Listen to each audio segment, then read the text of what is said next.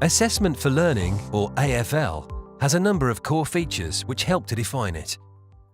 Firstly, AfL is not bolted on, it's built in and should be an intrinsic part of the learning process. Secondly, it supports the learning process.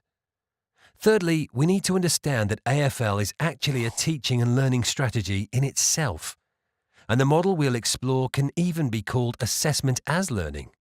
Finally, AfL is a learner-led process. This point has important pedagogical consequences and could even change the whole way you think about teaching and learning.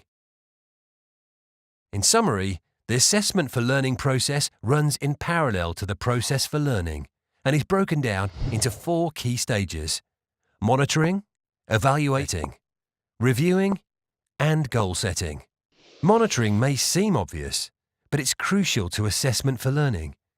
Without monitoring, how can you know that each learner is actually engaging with the learning activity? No engagement means no learning, and the whole process quickly collapses.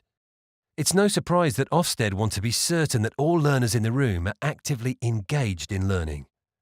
Evaluation is not so much about knowing that learning is happening. It's more about finding out how the learning is proceeding, whether the learner is progressing smoothly or if they're getting stuck somewhere. It's all about making sure that you know where the learner is getting blocked when it actually happens, not a day or a week later. Reviewing is about actually taking stock of the accuracy of the learner's understanding.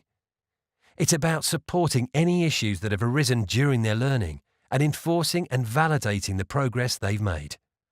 Finally, goal setting flows naturally from reviewing, and it's here that we agree with the learner what the next steps need to be. It's very important in the assessment for learning model that goals are set which motivate learners and are meaningful within their overall program of study.